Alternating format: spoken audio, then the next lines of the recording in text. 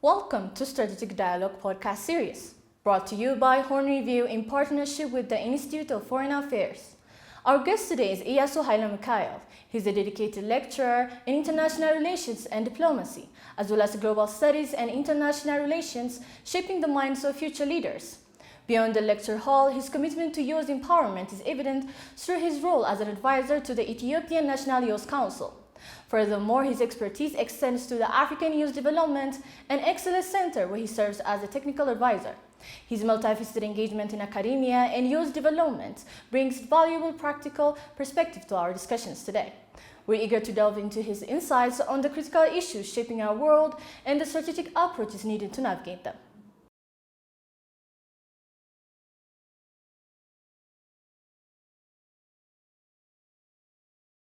Thank you for coming to our Strategic Dialogue podcast series, Mr. Se02Ep02. We're very honored to have you here. And let's get into our first discussion. So, historical evidence suggests that Ras Doumeria, even as late as the Dark Period, which is when Djibouti gained independence, has been left unclaimed. And only later did the dispute between Eritrea and Djibouti on the territory emerged. So, what's your take on the historical circumstance surrounding Ras Doumeria? Thank you for having me first and foremost. What I really want to focus is that, finding this strategic choke point next to Bab el-Mandeb in the Horn of Africa, which is a very strategic position between East Africa and, the Horn of Africa and the Middle East is very crucial.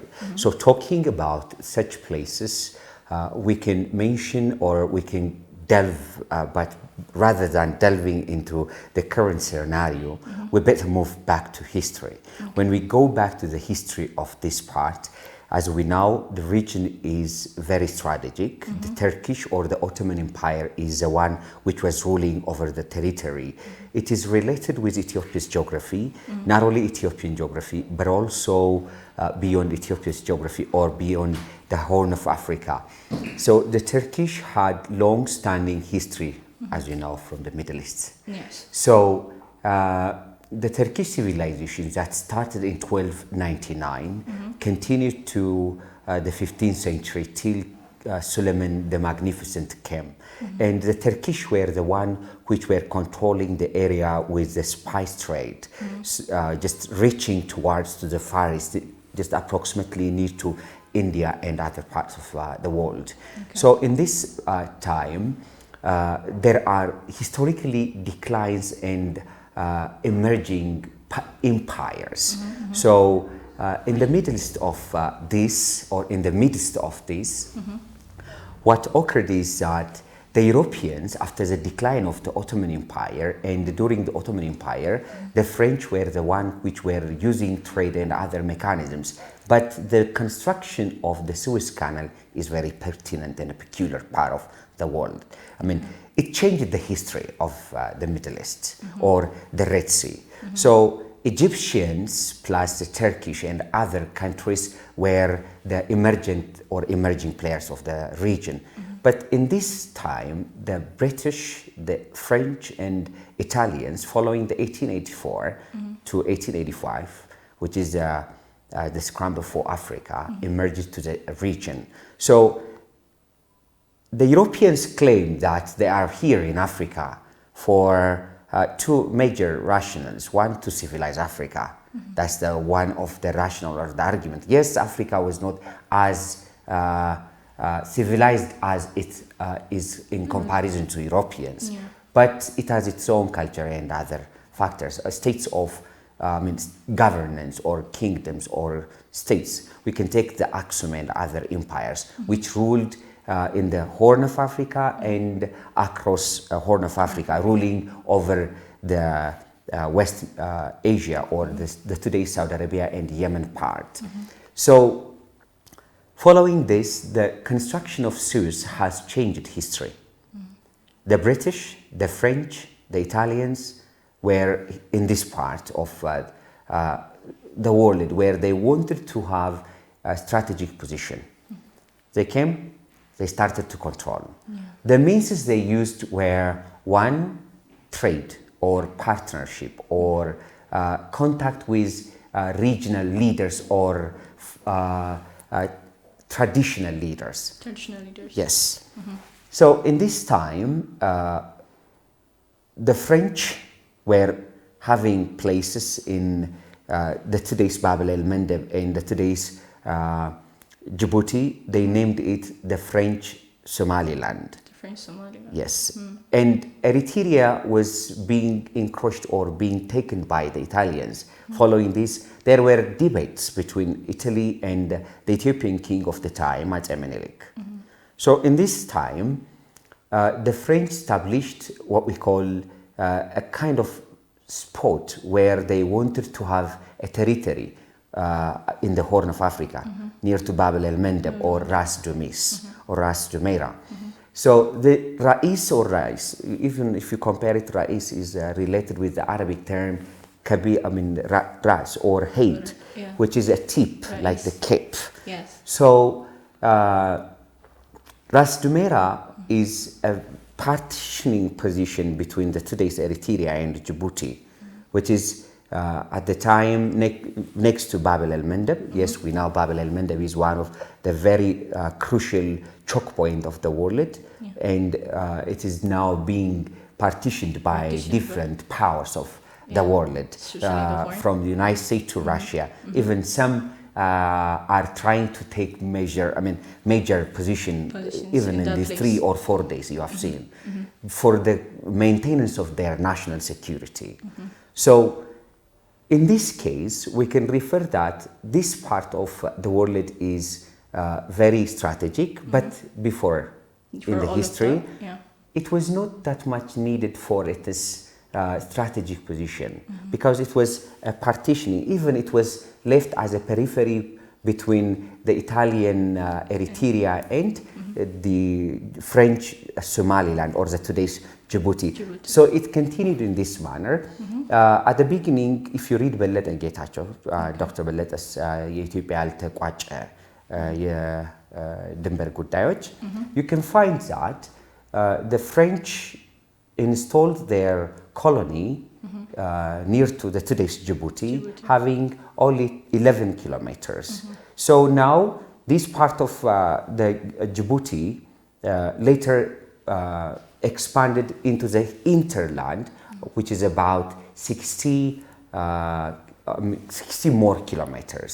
That is kind of competitive and debated. Yes. So Djibouti, which is bordered in the south and southwest by Ethiopia, and on the southwest by the Somali or the de facto Somaliland, by the other part, by the western part mostly, which is about 350 kilometers with the today's Ethiopia, and in the north part Eritrea, and in the eastern part by Gulf and Red Sea, has this choke point. One is Ras Doumeria, the other is Bab el-Mandeb. Bab el-Mandeb is taken as a very serious strategic position from that time till now. It was not taken, it was not taken hardly, it was taken very seriously. Because these powers of the time, yes, they say they are here for the purpose of civilization, but they are here for one, to civilize according to the Europeans. But they are not just only to civilize Africa. They are in that part of the world for the purpose of controlling geostrategic position. Yes, the geopolitics comes here, especially the geopolitic concept. The geography is just the map or the globe, controlling very necessary parts. Whether you take Libersanium or the Hertland theory, or the Rimland theory, you control a very strategic position. For the purpose of controlling this strategic position, they have to compete and negotiate. This negotiation hasn't included the African leaders or kings of the time. So it has divided the African people who used to live in that part, like other African parts. We can take the case of Afar people who live in Djibouti, Eritrea, and Ethiopia. So they were incorporated into the French colony, and still these people are divided into three more. Into three. This is a triangle. or the triangular region. So Ras Doumeria is part of the wallet where it's next to Bab el-Mandeb, used to be seen as a necessary part of, unwanted or not likely to drag the colonizers, especially the Italians and the French, into war, but rather they left it as a periphery. And it was not needed, or it was not a case of competition at the time. But does it ever occur to you that it might be for civilizing Africa more than just a strategical location? Or can you elaborate more on that, especially about Bab el-Mandeb? Yes, I have my own assumption here. Africans before colonization had their pre-colonial governance system and institutions. They had their own markets. If you see the markets they have, today we have the bazaars or the malls, but Africans have developed small markets. They had small exchange, or the currency they use, or the kind of exchange they used to had might be bartering or other material exchange, like the other part of the world. Through time, they have developed relation with the other world, because this part of the world is very strategic, and Africans were not, limited just to have a relation between between themselves. Rather, they had relation cross-continent. They had relation with the Middle East, with the Asians. It is reflected through cultural integration. You can take the language we have. Amharic, Tigrinya is related with Arabic language. We have relation in with the Israel, which is basically religious interaction. Even Ethiopia have got what we call Der Sultan in Israel, which belongs to Ethiopia, but still contained or controlled by other nations. Not only with Israeli, but we can also take the case of Mecca and Medina. The first Muslim dissidents who came from Mecca and Medina to Ethiopia are,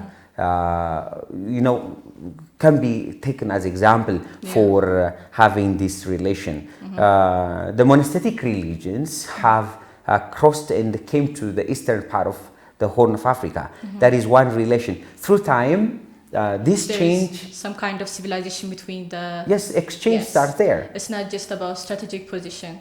At the beginning, yes. At the beginning, yes. But when it become more and when more, the colonizers come, they changed it. They changed it. Yes. Well, that gives us food for our thought. So I'm going to go to the next discussion point. So despite having strong historical grounds to lay claim on the area, Ethiopia has not made any attempts to gain sovereignty over Ras Doumeria. So why do you think Ethiopian states, especially the foreign establishments, failed to do so? Like, what do you think that the Ethiopian state didn't do anything? Yes, nice question. Just if we see the history of Ethiopia, especially after this, Ace Tewodros's rise to power, there are kind of efforts to form larger or greater Ethiopia, or not continent, actually country. So in this time, after Ace Tewodros, Ace Johannes IV has started to expand Ethiopian territory. Yes. And later, after his days, Ace Menelik is the one who started to have large not only large relation, international relation. It is a time that even Ethiopia's territorial demarcations are made.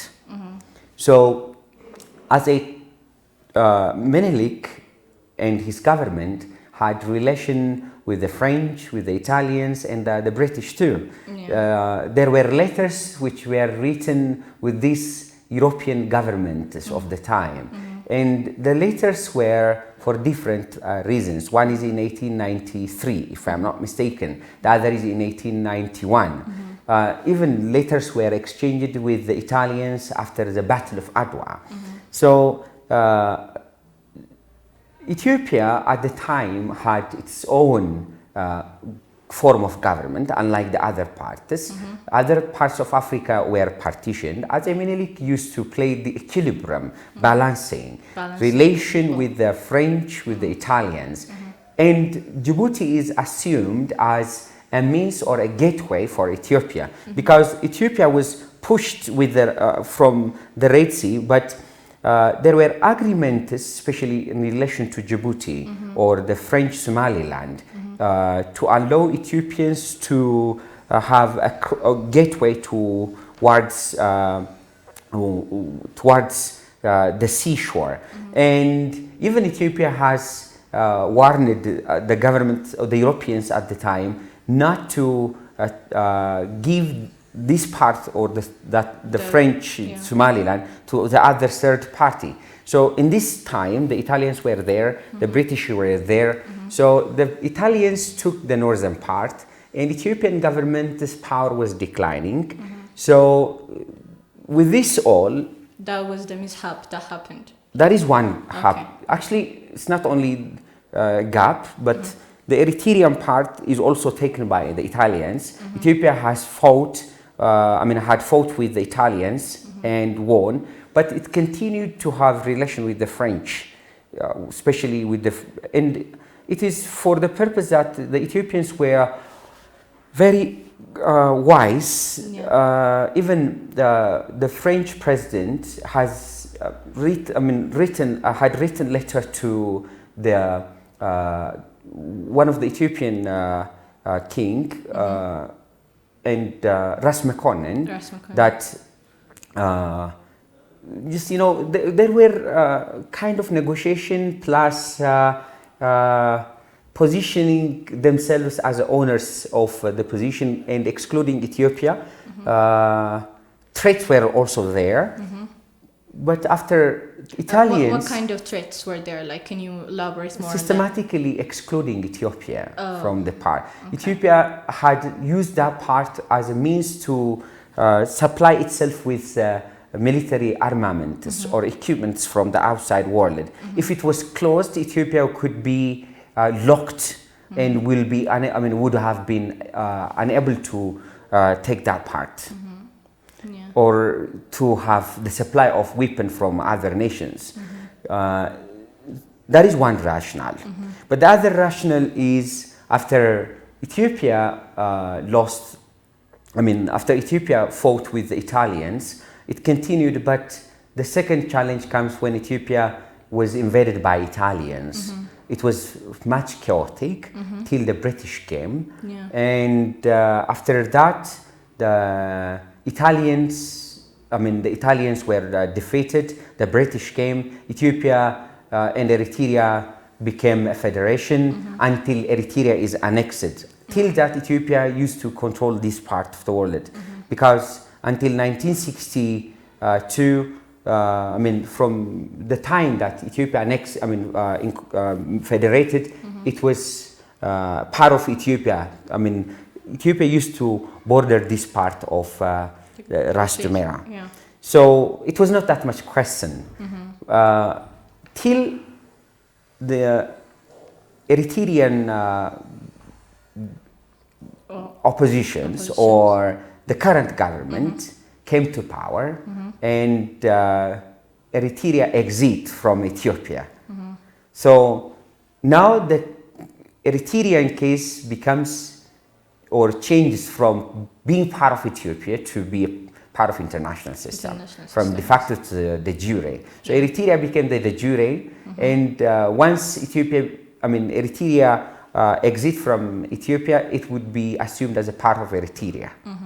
So this is a missed opportunity. Even at the time of Derg, Ethiopia had the agreement had expired, and the Greater Somalia movement or the Guardian movement was there. So in order to prevent the support to be given for the Greater Somalia, Ethiopia has supported the independence of Djibouti or the French Somaliland.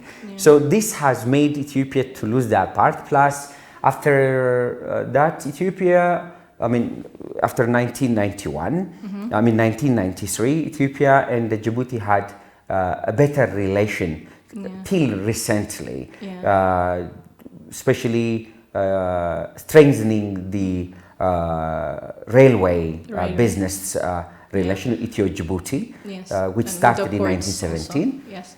The port utilization, which is mostly 95%, 95%, utilized by Ethiopia. And it has deepened the relation between, even Ethiopia has supplied water to Djibouti. And the relation between Ethiopia and Djibouti is not only about territory or cross-border relation, rather it is deepened international relation, security, economy, and cultural. We share similar language-speaking people. Even the leader is born in Redar. Yeah. So having this two states relation post 1991 had changing The circumstances. framework. Yes. Circumstances. Okay. Well, that is an important point to consider, and I'm going to go to the other discussion that we're going to have. So, well, as things stand at present, I mean, does Ethiopia have any legal grounds to lay claim on Ras Doumeria? And if so, what are the international law frameworks concerned here? I mean, if you elaborate more on that. Per my understanding, this part of the world is gone. You don't think that would be possible? The possibility is, rather than Ras Doumeria, there are other positions which are historically assumed part of Ethiopia. We would love to hear that. I'll come to that. Yes. Ras Doumeria is a territory that is about 300 kilometers between Ethiopia and Eritrea, a kind of triangle, starting from Ethiopian territory to starting from Mount Musa to the offshore or to the port or to the tip of the ocean. So it is debated much. It's debated much. Yes. But it's now part of the two countries. Following this, the Eritrean government, the part what I haven't mentioned, following this, the Eritrean government and the Ethiopian government, the Eritrean government and the Djibouti government have been in problems starting 1996. In 2008, they had a kind of conflict. After 2008 conflict, the Qatari mediated soldiers were placed as peacekeeper in that part, around 400 soldiers. Following the Qatari blockade in 2017, these soldiers have left. So it makes the position to be contested by extra regional powers too. Yeah. It used to be a part which is neglected, but nowadays it looks like much attractive. Yeah, it does. Yeah, well, I think we appreciate you elaborating on that. I'm going to proceed to the next question. So, if Ethiopia is to have legitimate sovereign rights on the territory, in what way can the country utilize it? Or especially considering the geographical and geopolitical around Ras Doumeria, if you elaborate on that. Very nice question. Having this, if Ethiopia utilizes or wants to be part of that, as we know, international relations is about cooperation and competition. It's about give and take, or it's about reciprocity. Having this realpolitik world or anarchic world, today we can see that many governments are aspiring to take major parts of major strategic parts. Yes, strategy. Countries are aspiring to have or to take parts. You know, when countries grow, they want to take part. Strategic parts. Strategic parts. Yeah. We can take the case of Greenland and Panama, Taiwan. In this case, countries can plan to expand their territory. But when it comes to Ethiopian case, Ethiopia can gain this part or utilize it through cooperative framework. Yes, international relation is about cooperation, and it's not only cooperation. Sometimes if you lose it in cooperation, you might use power or force. Let's divide this one into two arguments or two positions. One is cooperation, the other is competition. If we see the cooperative framework, Ethiopia can gain a lot, or if Ethiopia works with Djibouti in order to access this part, it might yield or give better result. Communication or diplomatic relation could be a platform that Ethiopia can utilize. For this purpose, Ethiopia can have bilateral relation with the Djibouti government, deepen its relation, which is state-actor relation, especially these intra-social values. Ethiopia have got people who live in Ethiopia and in Djibouti. For example, we can take the case of Afar. So the Afar own this part. So Ethiopia can use this as a means to create relation in cooperative framework. And also Ethiopia can enhance trade relation or deepen its trade relation, or reciprocity is one of the form. Rather than having the dominance, Ethiopia should or could work on it and claim this part. Historically, yes, it used to be part of Ethiopia till the downfall of Derg. But after Derg is gone, Ethiopia has lost that part. Yes, it has historical right. It was silent due to the relation between Ethiopia and Djibouti, which was likely very strong. So this is one form. But what if Ethiopia went in competitive manner? One, as we know, the behavior of the states in this part is very dynamic and unpredictable. It can change. It can change. Yeah. So, as for me, Eritrean government and Ethiopian government relation is a bit declining due to different factors. And the Ethiopian and Eritrean relation could impact the Ethiopian and Djibouti relation. So one means to broaden or widen the relation is to create a cooperative framework in order to utilize that part. Plus development or infrastructure development could be a part. But if it is competitive, again, Eritrea and Djibouti might have a relation in order to confront Ethiopia. Eritrea used to confront Ethiopia in different ways, so militarization could escalate. The already fragile part of the Red Sea could be more stabilized. Plus, not only instability, as Ethiopia's government declared, it has aspiration or it has goal to get maritime access and port access, even the military access in cooperative framework, not in competitive framework. Yes. Yeah. So what people should not understand, not misquote, is the Ethiopian government aspiration is to take this, to get access in competitive manner. So if Ethiopia wants to access Ras Doumeria, they could start diplomatic relation plus other forms of relations, yeah. But it can never be a power or militarized. Let me give you one quote. Okay. The Chinese had a leader named Deng, the leader who came after Mao. Taiwan was not, he stated that Taiwan, just do your things slowly. There is time for everything. So if it is competitive and if you want to be in competitive manner over there, that will be challenged. Yes, Ethiopia can go for war, but it will not be productive for Ethiopia. So there are opportunities where Ethiopia can get this access in diplomatic manner. Countries may not have a tendency or propensity to to allow Ethiopia in this case. We have seen recently what is shifting. Yeah, but don't you think that this cooperation is taking time and we should go with the framework of competitiveness as well? Competitiveness is in what manner? Or what kind of competitiveness is on the table? We can compete with other nations, but the anarchy will result on pressures or sanctions.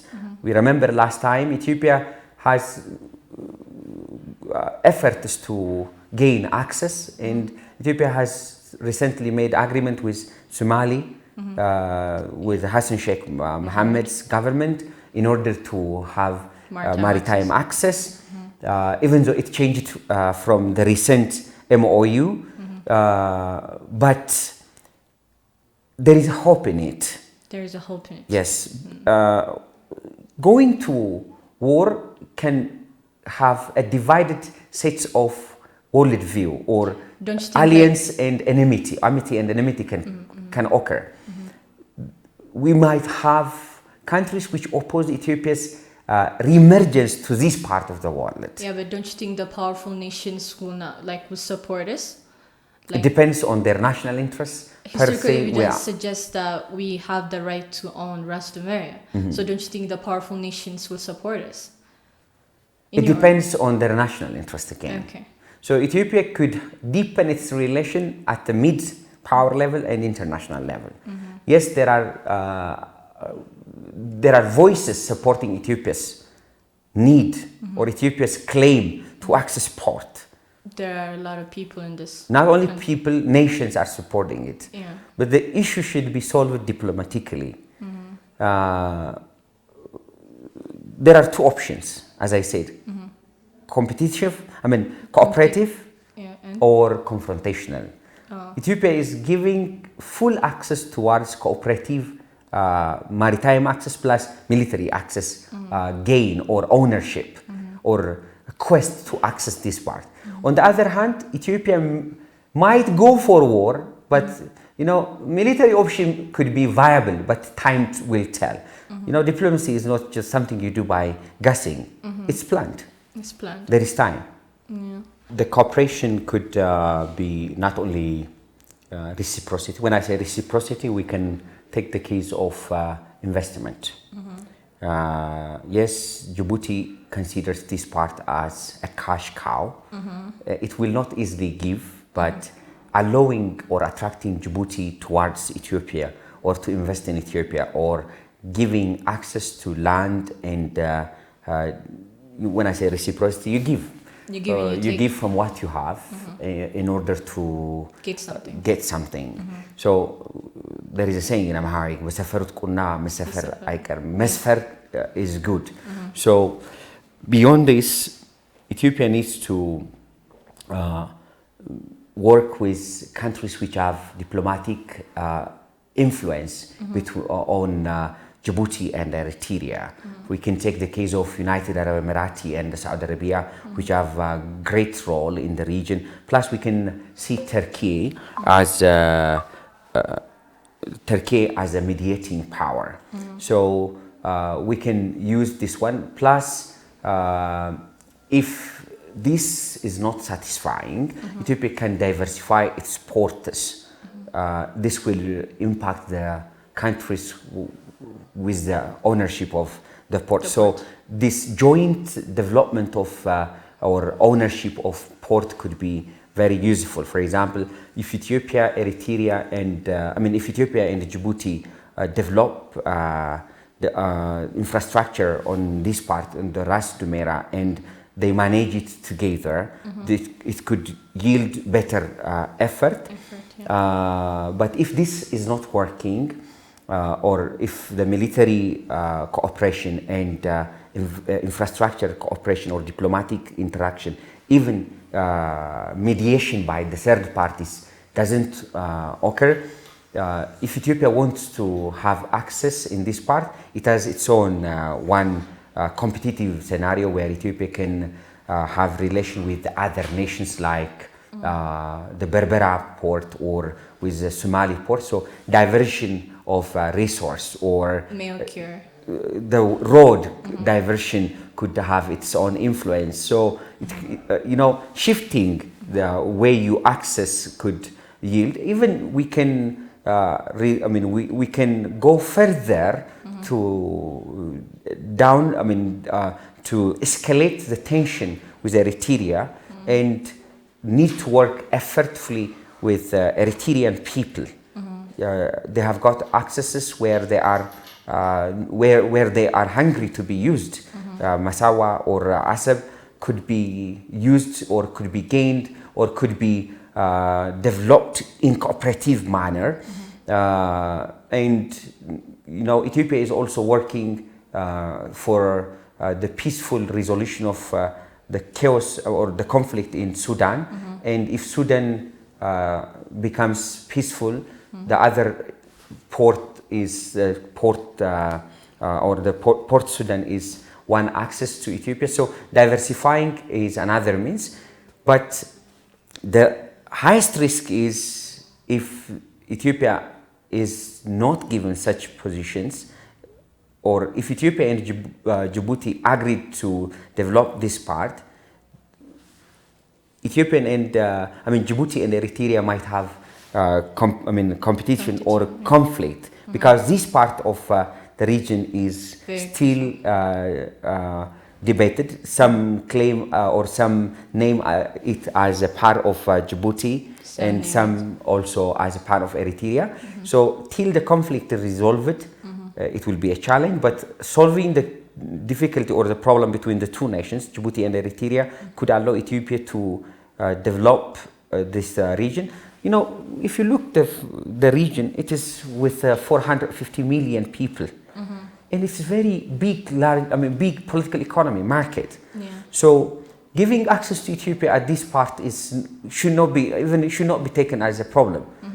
You know, Ethiopia is with a population of 130 plus million and large economy. So cooperative manner accessing for Ras Doumeria or other part of Djibouti or other part in a cooperative manner will likely takes large amount of investment again to Djibouti or to this part. So Ethiopia's option is very wide. So Ethiopia could go for mediators like Turkey or IGAD, AU and other institutions to present its question or its quest in a peaceful manner. Since these institutions can create influence, yes, we know they have limitation, but it can allow Ethiopia to be heard and to be mediated. The worst is, again, if there is conflict in this part, yes, as I said, Djibouti or Eritrea will not allow their part, since they claim as it is their own. Ethiopia can shift to the other ports like Berbera or Lamu or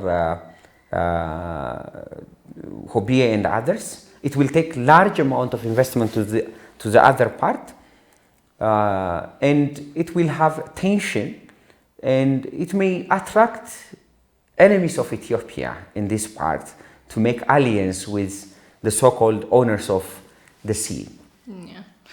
Well, that is a really good explanation, Mr. Iyasu. I'm going to proceed with the next discussion. So, if Ethiopia is to do that, or which is linked to the use of Ras Doumeria, what will be the response from Eritrea and Djibouti? Is it likely tensions will emerge? And can Ethiopia diplomatically avoid the rise of tensions? And it's unavoidable and tensions flare up. So how can Ethiopia deal with this situation? You can ask what you want. I mean, you know, it's about wording. It's about asking. It used to be part of Ethiopia historically. The question is, after Derg, Ethiopia hasn't been there. Derg was silent due to its internal problems as well as the war between Ethiopia and Somalia. So, if Ethiopia questions this, it might create diplomatic challenges for Ethiopia. Well, can she avoid this diplomatically? Or there are two options again. Okay. One,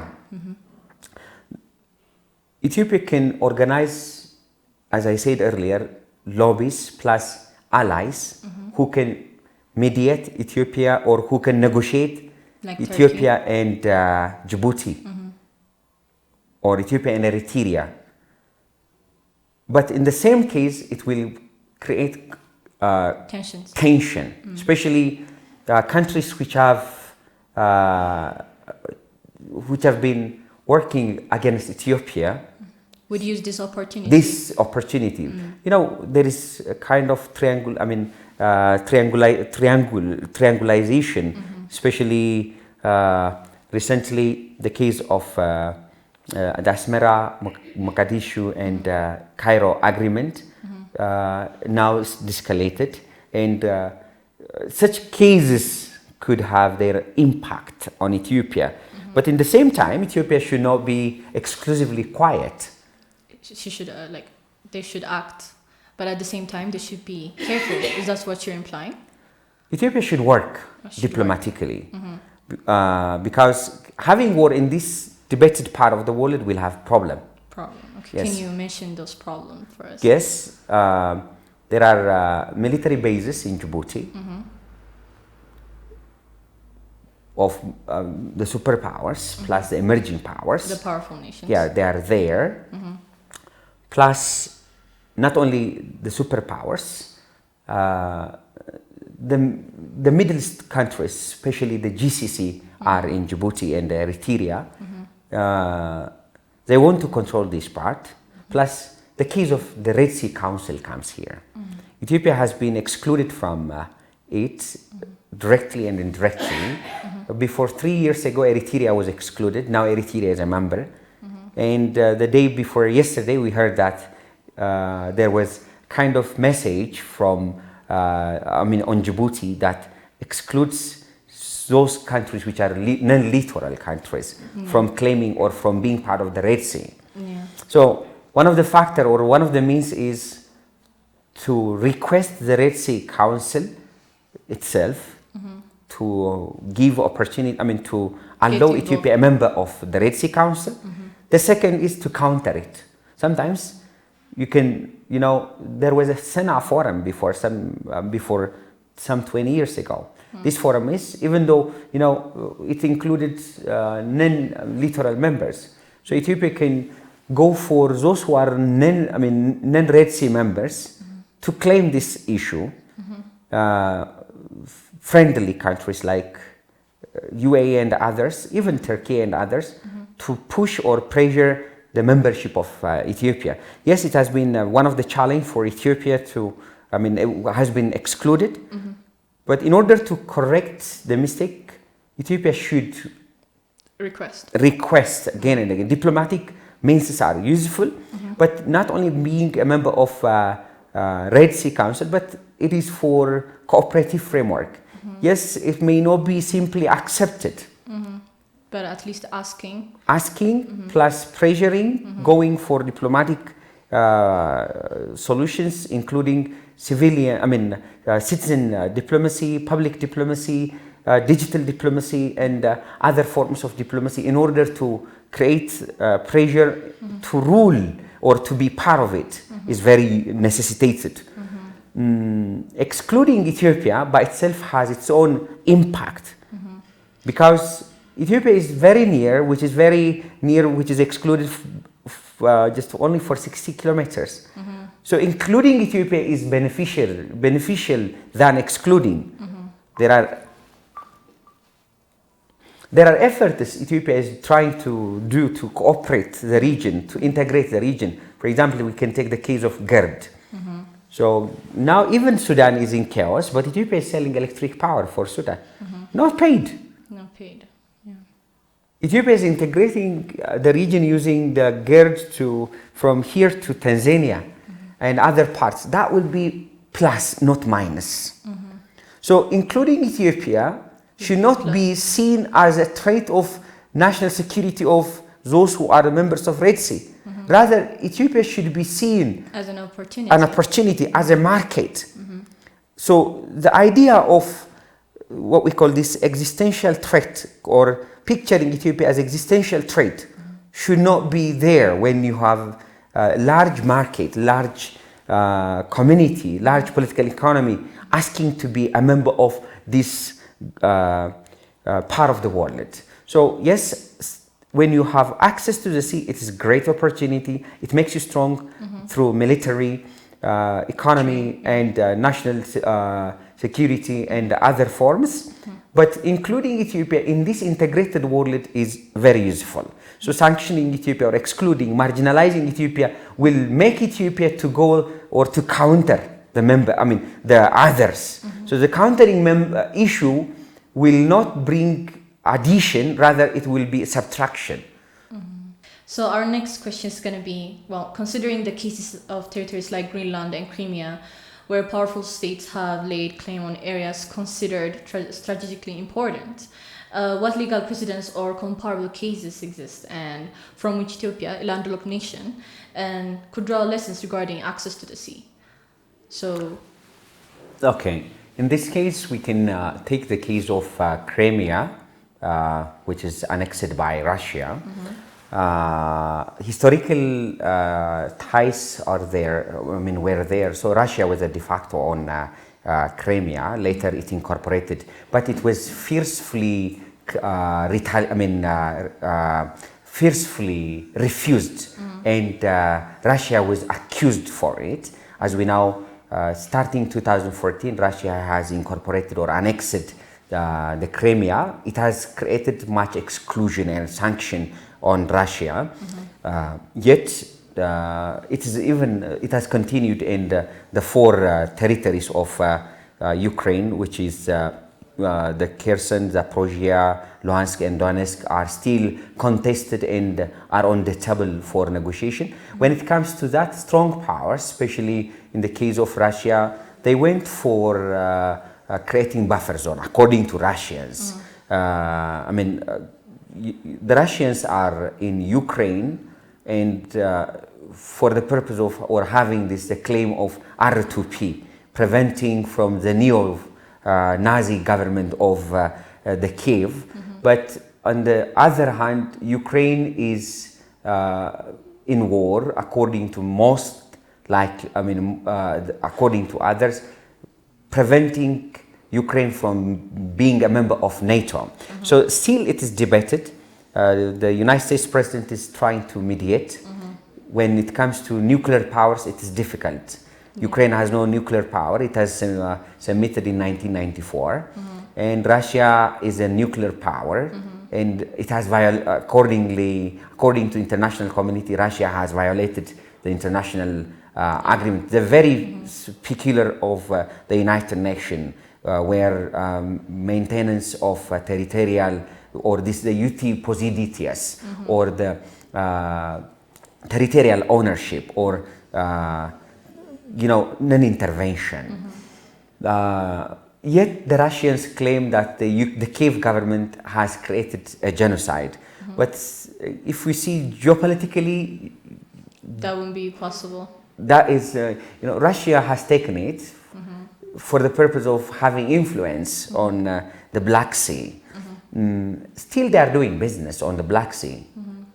Thanks to Turkish mediation, the Russia and Ukraine are not fighting on the transport of grain. Sometimes they have problem. When it comes to the Greenland case is an agreement between US, Denmark, and actually US and Denmark. Recently, they are they have initiated to be self-independent.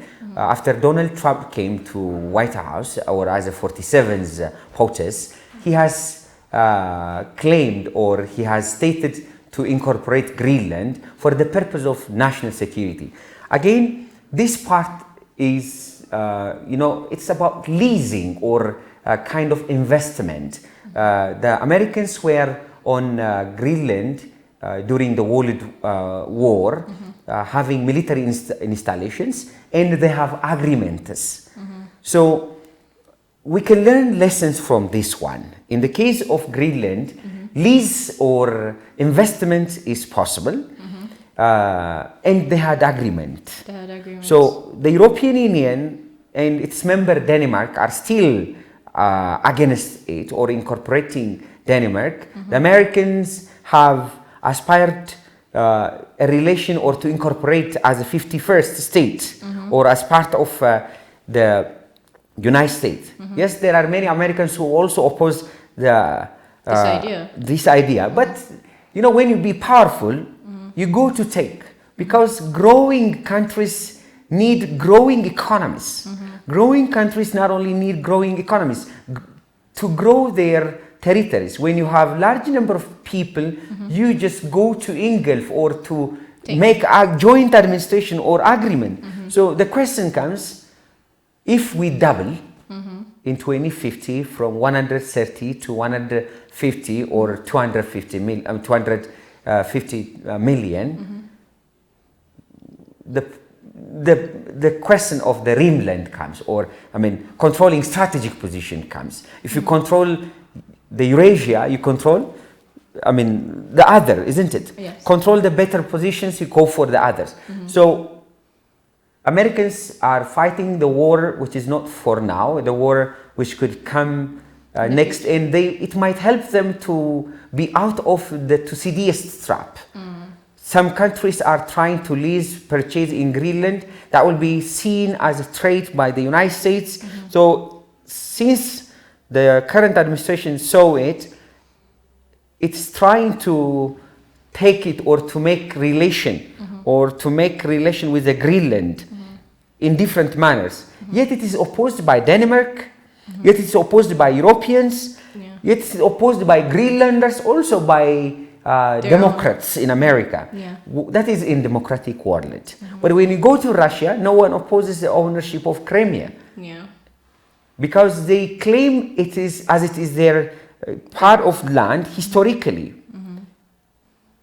So it all depends on the power. Depends. Even the case of Bolivia comes here. Bolivia has gained it through exchange using international institutions. So Crimea, Greenland, and Bolivia could be on the table.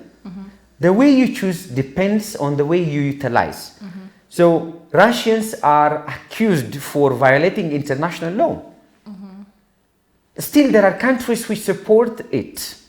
You can take different countries which are supporting Russia, not only Crimea, the other part. It is due to the expansion of NATO. Not only expansion of NATO, Ukraine's aspiration of being a member of NATO. That means if Ukraine, according to Russians, if Ukraine becomes a member of NATO, then NATO's nuclear or arsenals or weapons could be placed in Ukraine. That means it will challenge the national security of Russia. That's one argument. Yes. So if you bring it to the case of Ethiopia, I choose the case of Bolivia, or negotiating. Or leasing. Leasing is one choice too. Yes. Or diversifying Ethiopia's capability. Ethiopia have got big power, national capacity. So deepening, strengthening territorial governance is one issue. Strengthening diplomatic issue. Strengthening its democratic culture, participating government, and strengthening local governance, development, economic achievements could influence the others. So rather than picked or seen as someone offensive or implying this offensive realpolitik, yes, defensive, I don't like the defensive mostly. Sometimes hitting is good, but in this time you have to be careful the way you hit. So the hit should be from economy. Ethiopia should work for economic strengthening, minimizing the war, because domestic activities decide on the foreign policy making, the decision. So let's work inside, let's go for the transnational justice, for the national dialogue, for inclusive governance. And then after we do this, let's go for the other options. But when it comes to our foreign policy, we have objectives in which we do not compromise, especially the national objectives, national security. And Ethiopia has placed the access to, maritime access as its main objective. So the way Ethiopia stipulated to get the maritime access is basically and foremost diplomatically. So going for Greenland case, going for Crimea case, and going for Bolivia case, it has own multifaceted options. So in order to go for not to have the layer, let's go for diplomacy. Let's avoid the risk. Well, that is a very important point to consider when it comes to Greenland and Crimea. I'm going to go to the next discussion point and we're going to wrap this up. So, Ethiopia's claim to sea access are largely based on areas where the country has historical rights. So, when it comes to this, which is Ras Doumeria, beyond historical rights, there is an issue of irredentism, that is the Afar community, which inhabits the area and has its central community located in Ethiopia. So, which also it will also host the majority of the Afar population. So my question comes as: do you think Ethiopia's establishment is using this reality to the country's advantage? And if not, how can they do so? Can you elaborate more on that? Ethiopia's foreign policy is most likely, per my understanding and per my knowledge of expertise. Mm-hmm. Ethiopia is aspiring to work with the neighboring states in synergy. Mm-hmm.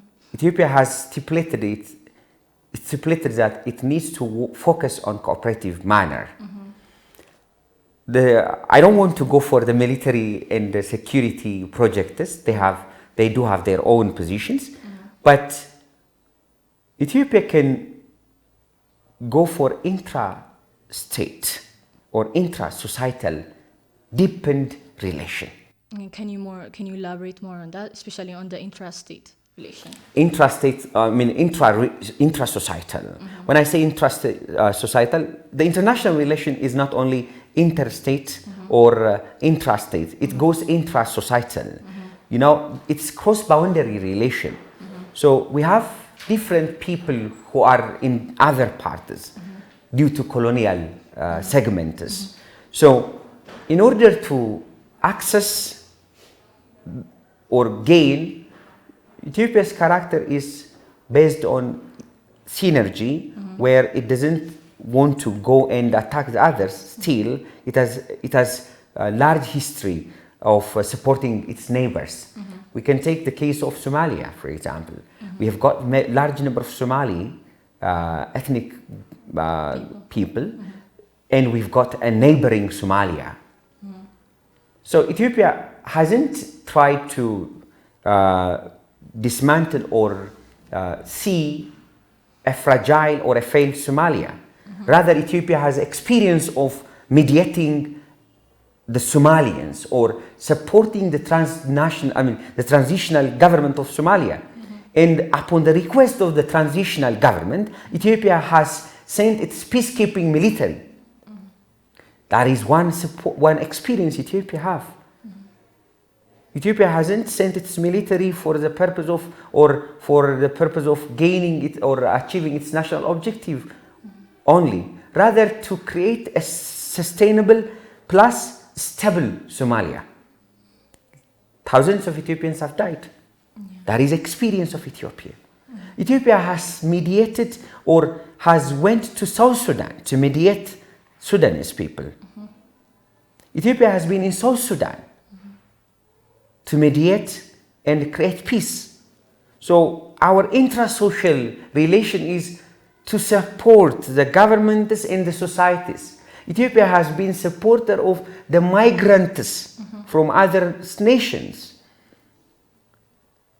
Ethiopia has worked or has been a home for millions of migrants from our neighboring countries. Mm-hmm.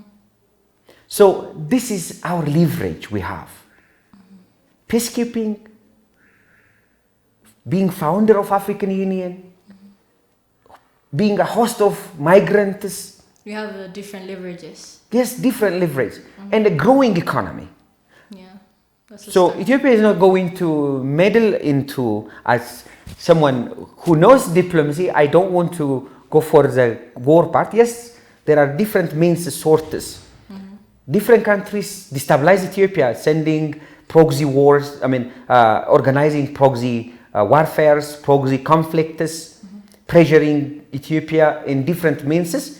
But the character or the feature of Ethiopia is about incorporating others or cooperative. We stated that Ethiopia needs to work on cooperative mm-hmm. manner. So yes, we need to help the people who live in Djibouti, who are Afar and Isa and the Somalis. Mm-hmm. So we need to help the Isas to work with us intra-societal relation. We need to support Afar through different means, economic, education, health, facilitation, or this intra-state relation, deepening intra-state relations through infrastructure, public diplomacy. Before 2 years ago, Ethiopia and Djibouti had diplomatic relation or public diplomatic relation that came to Ethiopia from Djibouti. That was a very great, fascinating activity that Ethiopia conducted. Yeah. So the public diplomacy will have impact in order to create. And don't forget, things change. They're dynamic. It is dynamic. But let's leave the rest for the military or for the security agencies. Well, that's a really good explanation, Mr. Yasu. Once again, thank you for coming to our strategic dialogue today. Is there anything that you'd like to add for the public? Thank you. Just the Horn of Africa is pictured as one of the volatile part of the world, fragment with fragile governments, small arms movement is large, high number of migration is there, and it is much wanted, or it is owned by different nations, from national level to mid powers, which is regional level, and also international level. It is one of the part of the world that is very crucial for trade and strategic plus political or global or international relation or rule-based relation. But competitions over cooperation could be challenge for international, rule-based international order. So as Ethiopia stipulated, it is working towards gaining access to maritime and others accesses through cooperative manner. Framework. Ethiopians need to work on common united agenda. We may have differences nationally, ethnically. We may have questions. Yes, politics is difference, or it's difference due to political opinion or interests. It's about cooperation and competition. So let's minimize, compromise our differences, and let's work. Work together. Those who are here locally, as well as the diaspora. The diaspora need not to be divided, rather it needs to be cooperative. Use the medias too. We the teachers too. Yeah. So I thank you very much for having me today here. Yeah, thank you very much for coming here as well, Mr. Yasu. Well, that's it for today, and thank you.